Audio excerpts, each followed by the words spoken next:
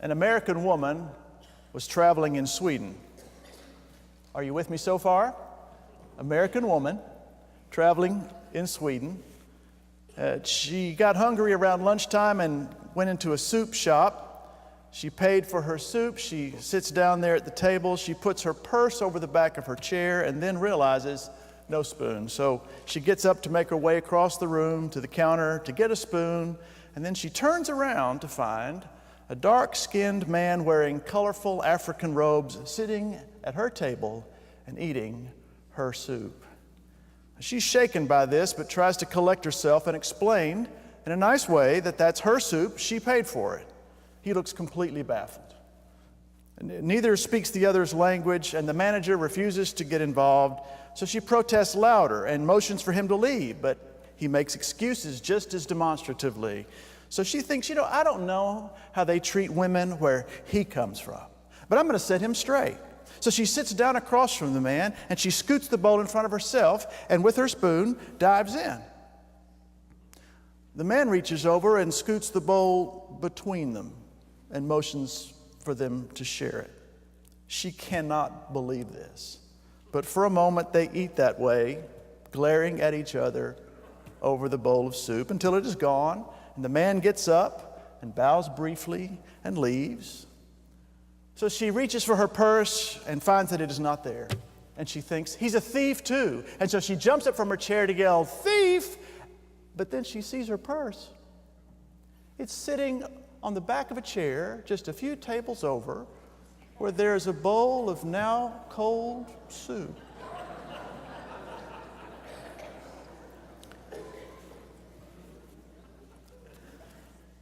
There are a few things worse than being misunderstood, where misunderstanding leaves a void.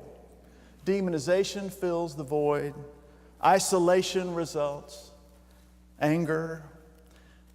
I remember once feeling so utterly and helplessly misunderstood by my parents that I got a suitcase out of their closet and packed it full of toys and some food and put it in my little red wagon and headed down the street to run away from home.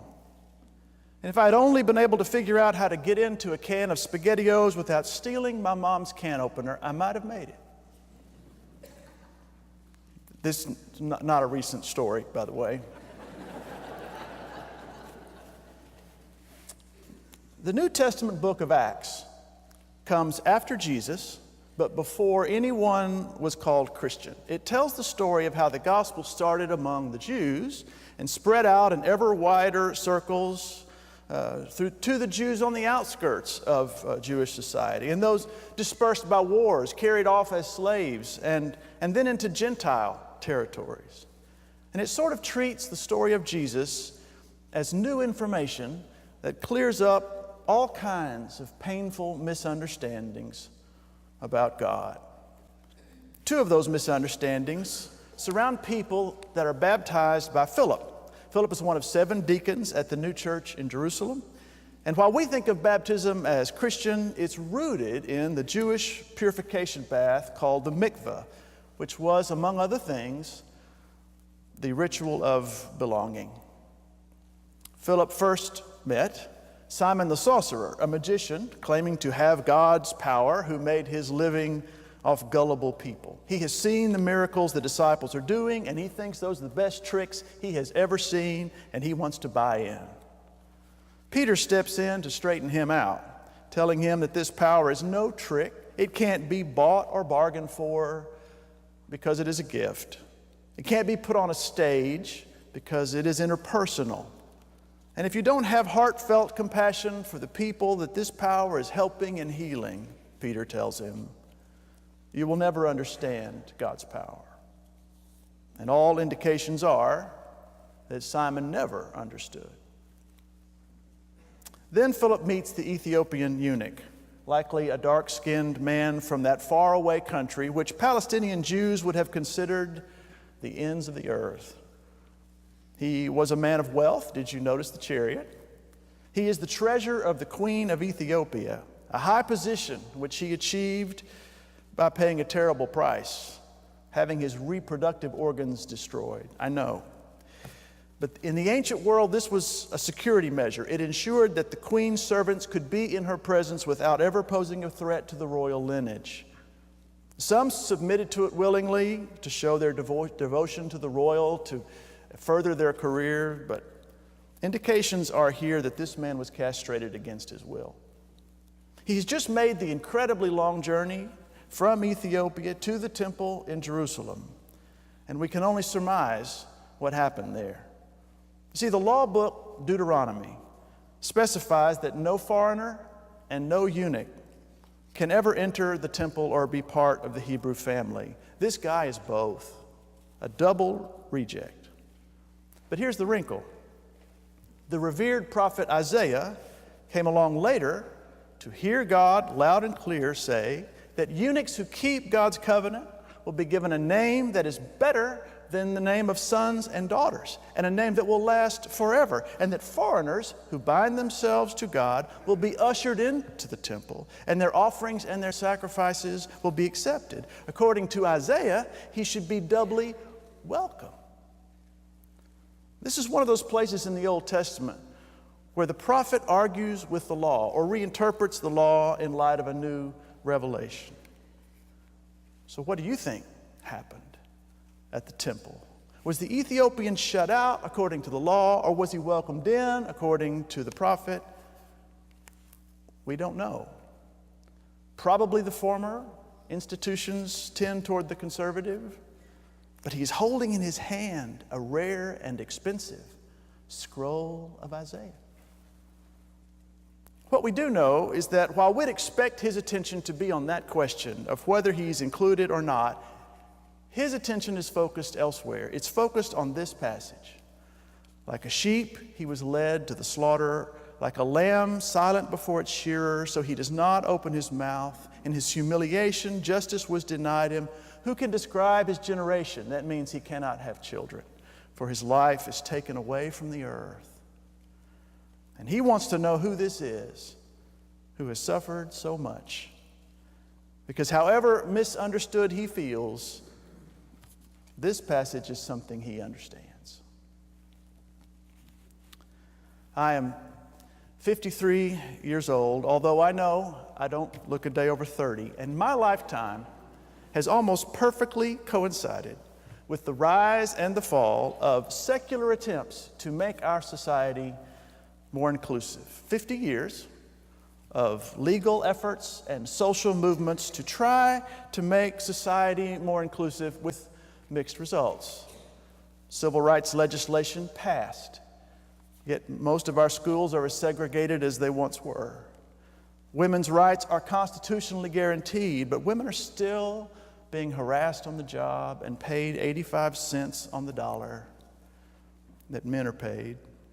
Non-discrimination and diversity are the buzzwords of our time, and yet we are more polarized and fearful of one another than we've been since the 1960s. The goals were noble, and the efforts were commendable, and the achievements were admirable. But from a Christian point of view, they are adventures in missing the point, because none of those things get at the heart and the soul of what it takes to belong to one another. Rights are not belonging. Tolerance is not belonging. Diversity is not belonging. They are all more like Simon's illusions that are designed to look convincing, even though there's no heartfelt connection. Philip asked the Ethiopian, "Do you know what you're reading?"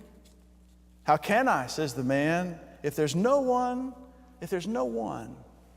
to explain it to me." He didn't come all this way just for answers. He came for connection and companionship. So Philip gets into the chariot with him. That is no small detail, with no thought of where the chariot is going or how in the world he's going to get back home. And the Ethiopian wants to know about the suffering servant who has been silenced and deprived justice and humiliated and cursed, because now he can never obey the first commandment in Scripture, which is to be fruitful and multiply. He's been shut out of worship. "Who is this?" he asked. He sounds a lot like me. And just as Isaiah reinterpreted Deuteronomy, Philip reinterprets Isaiah in light of Jesus. Who is it, he says? Well, that is God. The God who gave us the law, the God who sent us the prophets, that God has done a new thing, laying aside his power and position, coming into the human experience, becoming a servant, being rejected by his own people, having his body and his hopes crushed. God, Philip explained, endured all of that to bring an end to all our not belonging, because God is love. And with that, some very bad news turned into good news. And the Ethiopian thought, if God knows what it is to be a person inside nationality and race and color and caste and gender and religion, if God knows what it's like to be that person inside, then there is no longer an in and an out, or an us and an in and a them. If God has been immersed into my kind of suffering, then what is there to prevent me from belonging to God? And so there in a pond on the side of the road, a newly minted church deacon baptized an untouchable man into what both of them thought was Judaism. The Ethiopian man got the mikveh that would have been the last barrier to entering the temple. It is a barrier no more. And because of the water streaming down his face, Philip couldn't tell if there were tears. But how could there not be? And then Philip disappears. How strange is that? But he is no longer needed. The Ethiopian belongs now. And not only that, he knows the secret of belonging, and he can create community anywhere he goes. When she was just 14 years old, an English girl named Sophie Andrews was abandoned by her mother and left to be abused by her father and his friends. 14.